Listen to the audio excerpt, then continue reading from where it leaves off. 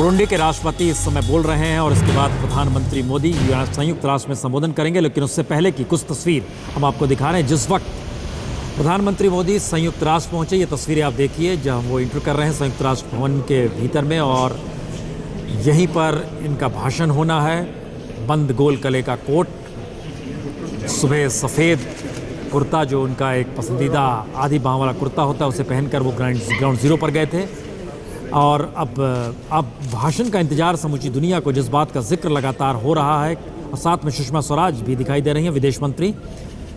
Sushma Swaraj Washington नहीं जाएंगी, Sushma Swaraj New York से लौट जाएंगी। लेकिन और ये जो दूसरी तस्वीर आप देख रहे हैं, संयुक्त राष्ट्र के जनरल सेक्रेटरी बान की मून से मुलाकात, फोटो ऐप होता है वहाँ पर।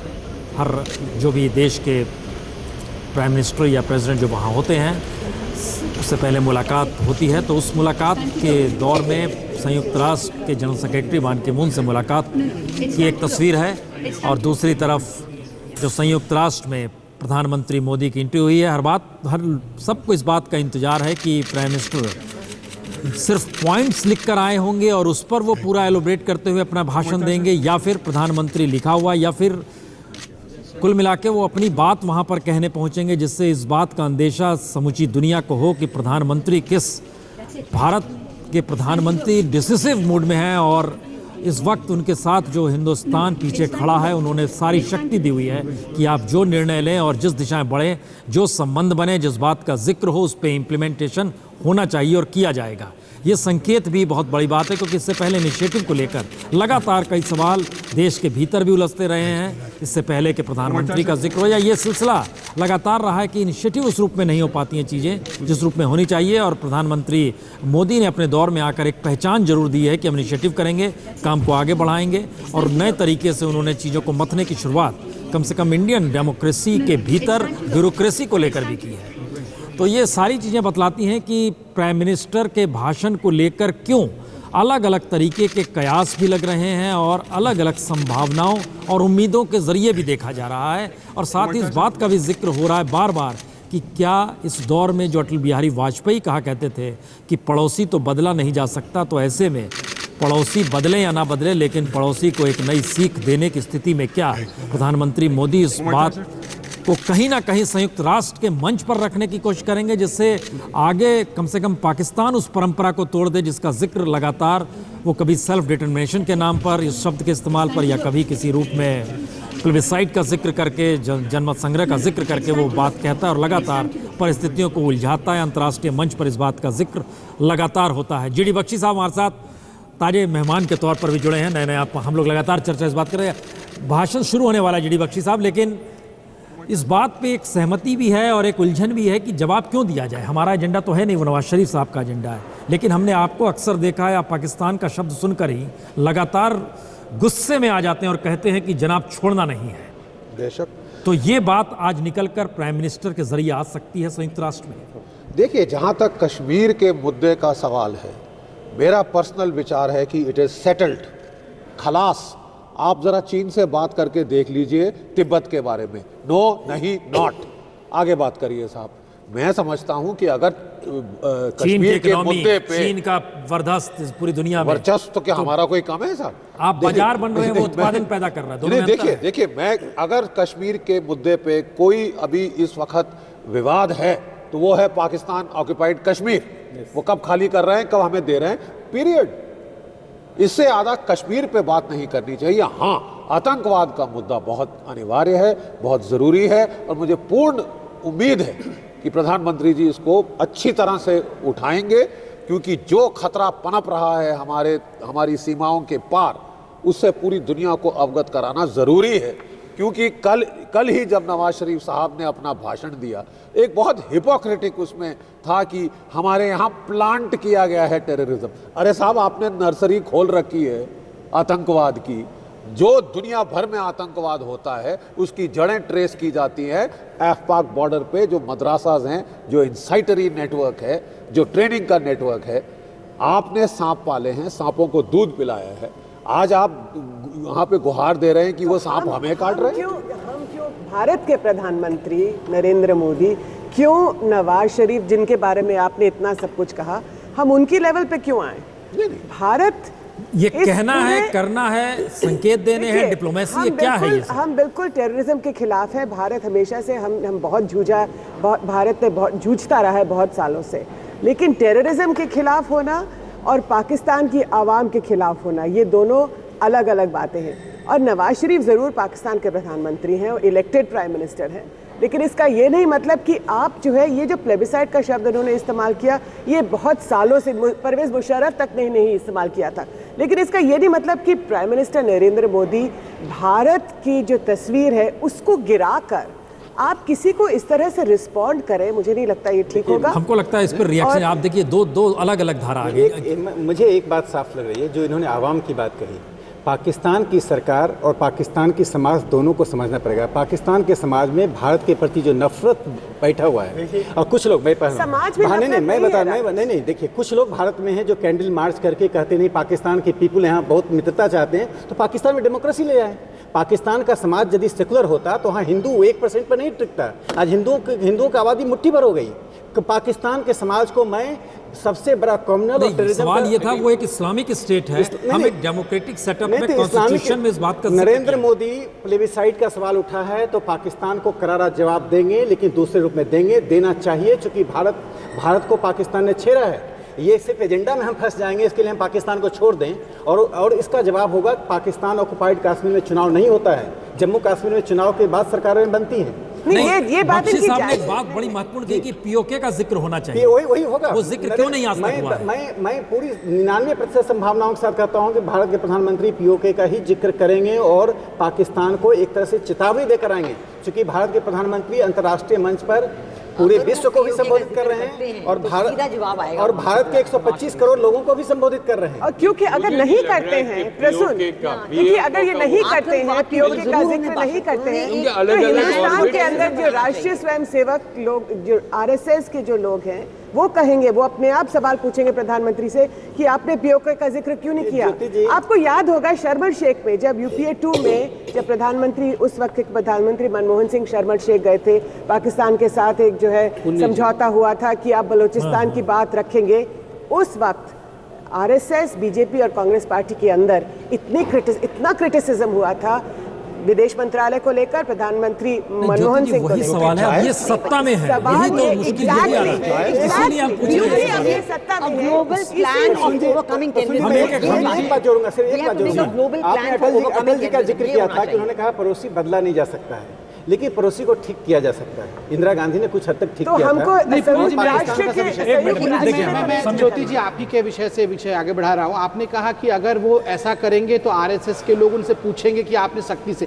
मैं मानता हूँ कि पीओके का विषय हो या पाकिस्तान का विषय, ये आरएसएस या बीजेपी से ज्यादा हिंदुस्तान का विषय। हिंदुस्तान के लोग पूछ सकते हैं या नहीं पूछ सकते, ये अलग विषय है। इसको एक कंपार्टमेंट पे ड्रॉ कर लेना कि आरएसएस के लोग पूछेंगे, मुझे लगता है ये उचित नहीं लगता। क्या आप भाषण देंगे, वो अलग विषय है। हम इस, हाँ जी, देखिए बड़ी इंटरेस्टिंग डिबेट हो रही है और शुरू हुई थी जब आपने जिक्र किया वाजपेयी जी का कि पड़ोसी बदला नहीं जा सकता, और उसके बाद आपने भी एक और रिएक्शन दिया। पर वाजपेयी जी और मोदी जी के बीच में काफ़ी चेंजेस आ चुके हैं, भारत में भी, पाकिस्तान में भी। और मेरे को ये लगता है पड़ोसी ज्योग्राफिकली बदला नहीं जा सकता, पर पड़ोसी की सोच बदली जा सकती है, और पड़ोसियों के थ्रू ही। आज इंफॉर्मेशन एज है, हो सकता है कि इसका मतलब क्या निकाला जाए कि हमारे कहने से उसकी सोच में परिवर्तन आने वाला है, कहने भर से नहीं, कोशिश से। मैं एक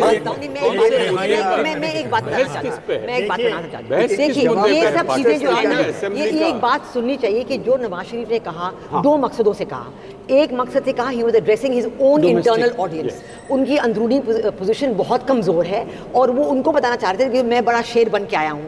उस वक्त हॉल में ना तो कोई सुनने वाला था, बहुत कम लोग थे, और दूसरे जो पाकिस्तान के मित्र गिने जाते हैं, चीन, सऊदी अरेबिया, वो भी अब इस बारे में बिल्कुल जिक्र नहीं करते। पहले वो करते थे, सुन रहा था। हाँ हमारे बिल्कुल हिंदुस्तान सुन रहा इसलिए था। उन्होंने जवाब भी दिया। अगर बिल्कुल हिंदुस्तान हाँ, हिंदुस्तान सुन रहा था। इसलिए उन्होंने, इसलिए हमने जवाब भी दिया उस वक्त। इसलिए हमने जो, इसलिए मैं कह रही एक मिनट, इनके बाद हम हाँ, इसलिए मैं कह रही हूँ, ये बात ये है, और इसलिए जो है क्योंकि उसका ऑडियंस ही कुछ और था, वी शुड इग्नोर इट। दोनों के अलग अलग ऑडियंस बता एंड रहे हैं। ऑल्सो अगर जवाब देना है हमारे प्रधानमंत्री को, तो एक global plan for overcoming terrorism, जिसपे इंडिया एक लीडरशिप रोल मैं लेगा। यहाँ याद दिलाऊं आपको कि चंद दिनों पहले एक प्राइवेट चैनल को जो इंटरव्यू दिया था, इसी सवाल पे बहुत ही ग्लोबल स्टेटमेंट उनका था कि ह्यूमैनिटी को एकजुट हो जाना चाहिए इन ह्यूमैनिटी के खिलाफ। मुझे लगता है इस लाइन पे आज हम बहुत कुछ सुनेंगे जी। यही हो रहा है। ऑक्युपाइड कश्मीर के बारे में मुझे नहीं लगता है प्रधानमंत्री कुछ कहेंगे।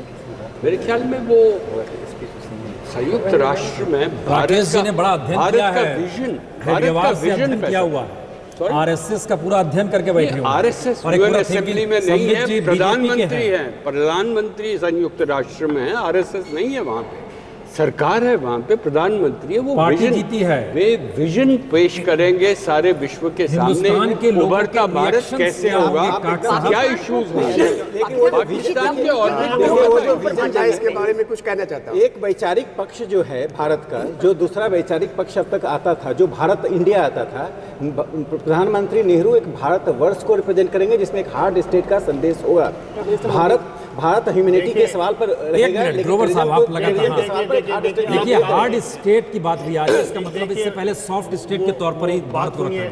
वो संयुक्त राष्ट्र गए हैं, अमेरिका गए हैं, उनको संसार की समस्याओं की बात करनी पड़ेगी, ये नहीं कि सिर्फ पाकिस्तान की बात। बिल्कुल बिल्कुल संसार संसार की जवाब समस्याओं देना है का जिक्र करके हिंदुस्तान में कितने लंबे वक्त तक रहा जा सकता है, मनमोहन सिंह के दौर में देखा जा चुका है। सही बात है। आप बताइए। अच्छा, मेरे ख्याल में अब वो 2-3 बातें लौटना हिंदुस्तान ही है, लौटना उसी जनता के बीच में है जहां पे रिएक्शंस इस रूप में शार्प होते फिर हैं। भी उनको पाकिस्तान की पे ज्यादा चर्चा नहीं करनी चाहिए। अगर करेंगे तो मैं हम- आपका जवाब दूसरी बात ये है एक चीज सुनने वाले हैं, एक बेहतरीन चीज बताऊं मैं, देखिए इसमें कोई दो मत नहीं है कि आज के जमाने के विश्व के जितने नेता हैं, उनमें से नरेंद्र मोदी के बोलने का तरीका जो है, और वो बहुत सारे विषयों को बहुत अलग तरीके से भी रख सकते हैं। वो तो हम सब हो जानते सकता है हैं। कि जो हम नहीं, जो हम सोच रहे हैं वो विषय भी आ जाए, दूसरे शब्दों के माध्यम से आ जाए, तमाचा भी लग जाए, और नहीं नहीं, कहना तो देखिए साफ है, कहना तो प्रॉब्लम बताती हूँ अमेरिका बिल्कुल नहीं होगी, उनके डॉक्टर पॉइंट्स होंगे मनमोहन 4-5 और उस बिल्कुल पे आराम से धारा प्रवाह उनका, जैसे उनका स्टाइल है बोलने का। जी। मैं आपको एक फर्क सिर्फ एक मिनट हम जरा जोड़ते चले। देखिए, जी बीवी भट्टाचार्य साहब। भाषण के बदले में एक दूसरा भाषण देने से जवाब हमेशा सही नहीं होता है।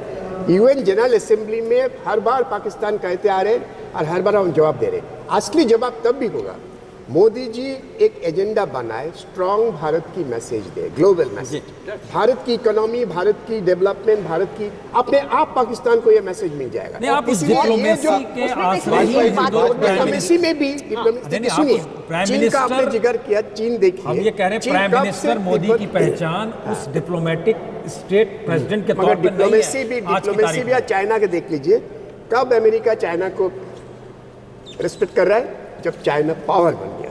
अब तब पावर जब बन जाएंगे, आपको यूएन में भाषण भी देने की जरूरत नहीं, नहीं वो पड़ेगा। कौन प्राइम आप मिनिस्टर ये- है जो चाइना प्रेसिडेंट को ले जाता है महात्मा गांधी के साबरमती आश्रम में? आपने कल्पना की है? ये तो दोनों कह की रहा थ्योरी हूं, अलग। इसलिए क्या है, क्योंकि चाइना देख रहा है भारत एक इकोनॉमिक पोटेंशियल है।